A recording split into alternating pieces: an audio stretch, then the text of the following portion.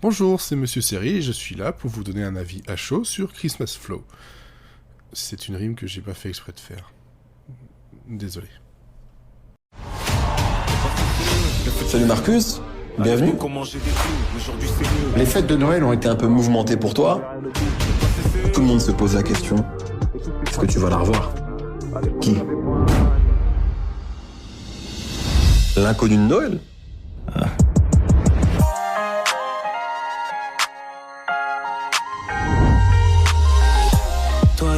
Pourquoi t'es là en fait? Non seulement on se connaît pas, mais on est aux antipodes l'un de l'autre. On n'a rien à faire ensemble. C'est sûr qu'on a rien à faire ensemble.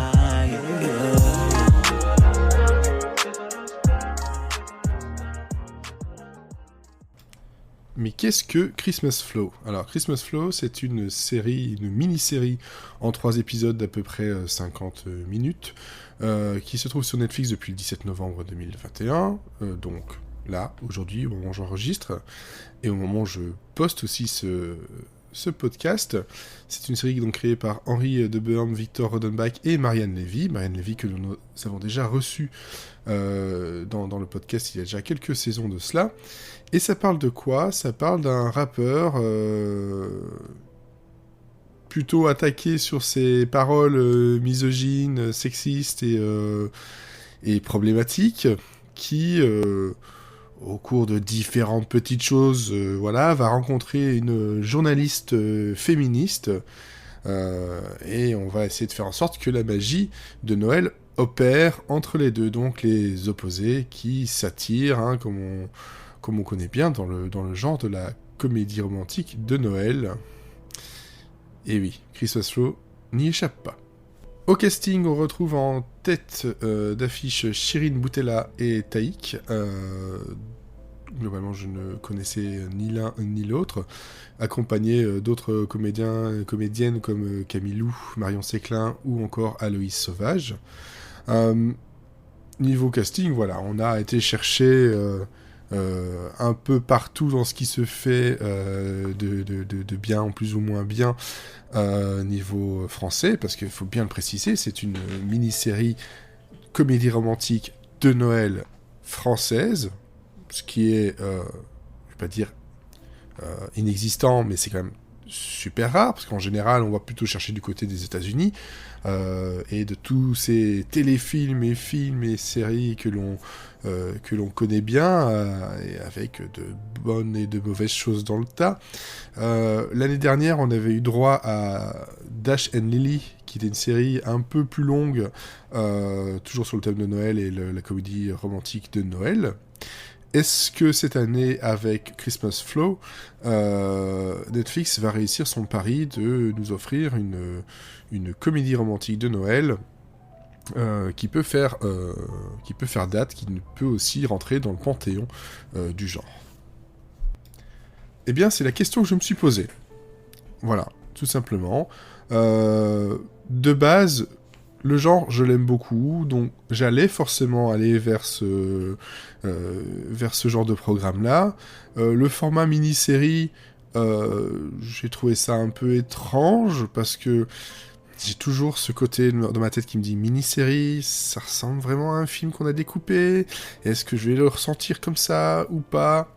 Bon, voilà, ça j'en parlerai un peu plus tard. Le fait que Marianne Lévy soit à l'écriture, ça a beaucoup aidé à mon intérêt. Le fait que ce soit sur Netflix, bon, allez, je lui laisse le bénéfice du doute. Mais, comment dire? Si vous cherchez un programme de Noël comme on l'entend depuis des dizaines et des dizaines d'années, Christmas Flow coche toutes les cases possibles et imaginables sans jamais vraiment s'éloigner du carcan du programme de Noël. Alors que pourtant, malgré tout, on a dans son pilote un début d'ouverture vers de la profondeur sur justement les problématiques actuelles, elles sont actuelles parce qu'on en parle beaucoup maintenant, mais elles ont toujours malheureusement été là. Les problématiques actuelles de, justement, voilà, le côté le sexisme, la parité homme-femme, le féminisme, le mouvement MeToo, tout ça en fait, qui globalement dans une comédie de Noël, on ne s'y attend pas forcément, parce que les opposés qui s'y attirent, c'est classique, mais en général, c'est « Oh là là, je suis une gentille employée de la grande ville qui va retrouver sa famille dans une petite ville, et on a un ancien amour qui est en fait un peu bourru, mais finalement, ils se détestent, mais en fait, non, ils vont apprendre à s'aimer. » Bon. Excusez-moi. Bon, oui, voilà, pourquoi pas, on la connaît, cette recette, et j'en ai mangé, mais des tonnes et des tonnes de cette recette.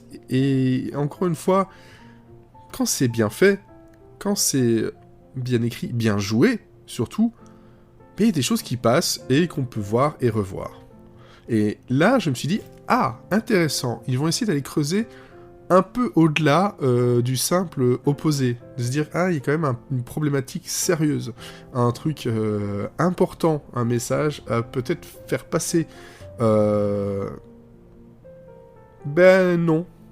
Non, peut-être parce que le format est trop court, mais ça ne va jamais réellement très très loin. Le marketing qui utilise les femmes et pour justement faire vendre, voilà, tout ça, c'est souvent survolé, voilà, par-ci par-là.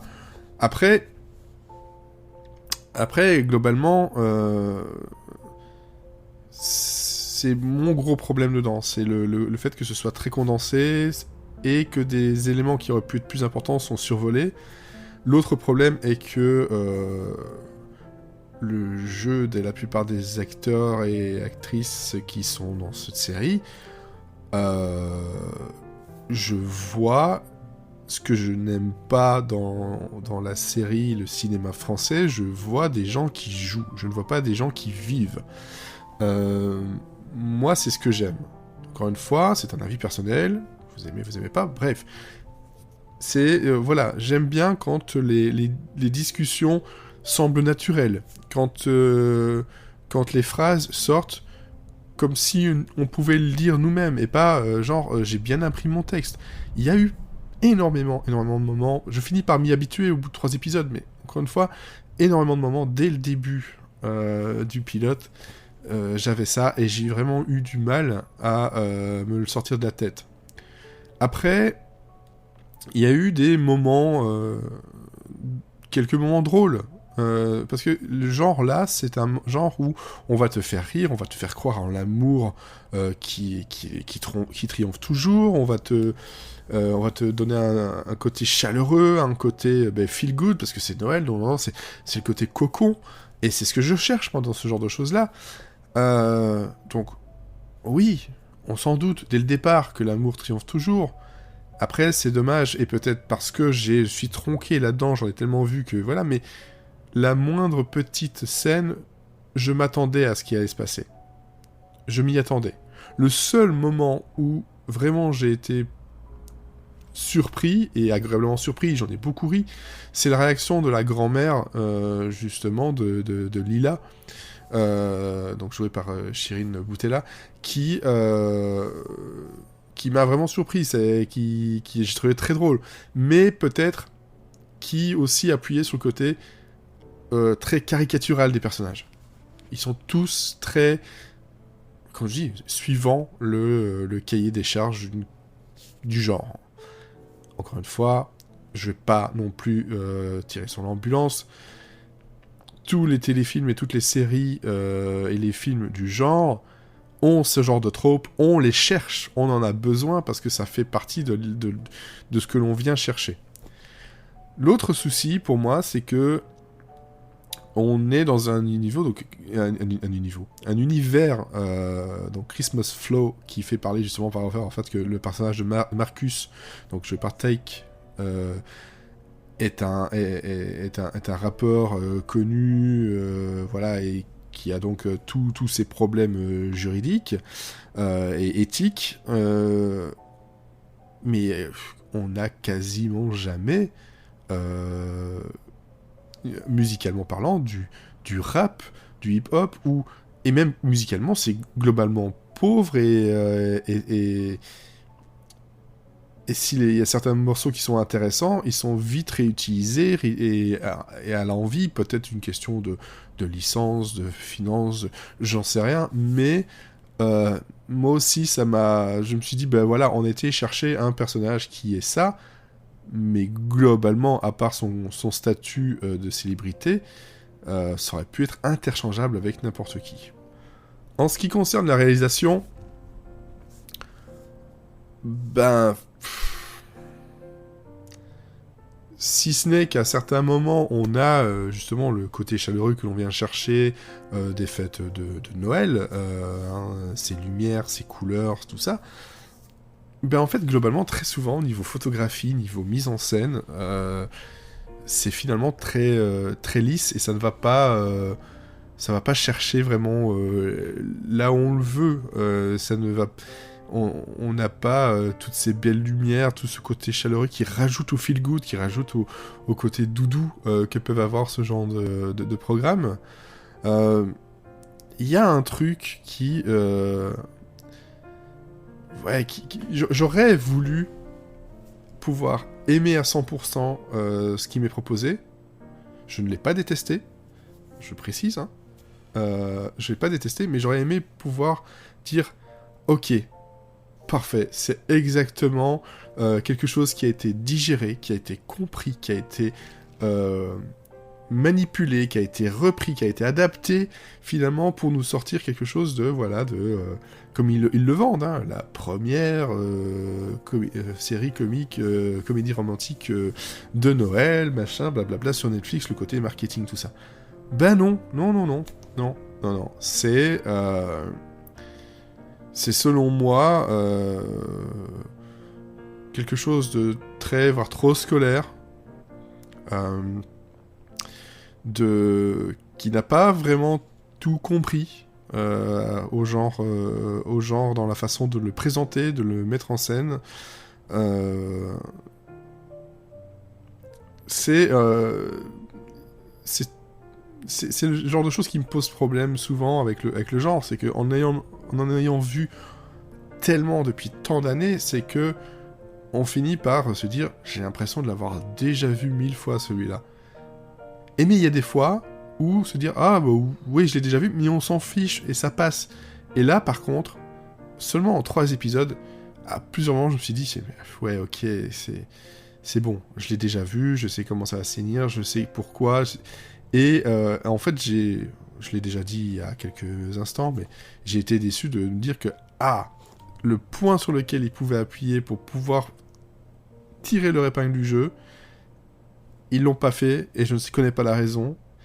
Et voilà, donc Christmas Flow, c'est une comédie romantique de Noël dans tout ce que ça fait. C'est pas une série, c'est un téléfilm en 3 parties. Il y a le côté sucré, il y a le côté doux, il y a le côté chaleureux, il y a le côté un peu drôle. Il y a des moments où on joue un peu sur l'autodérision, mais globalement, c'est pas très bien joué.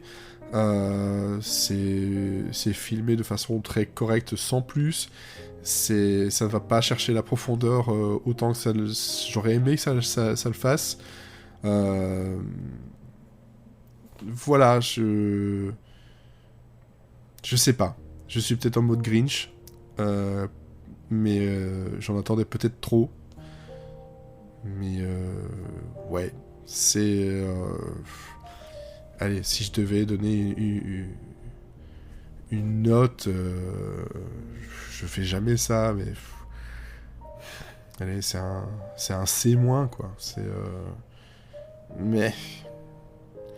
enfin, voilà, c'est sur Netflix, c'est 3 épisodes, et y aura-t-il un Christmas Flow saison 2, avec un peu en mode anthologie, histoire de de ne pas avoir toujours le même genre de personnage? Est-ce qu'on aura un peu plus d'épisodes pour pouvoir creuser un peu plus? Est-ce que réellement ça sera écrit comme une série et pas un téléfilm découpé en 3 parties?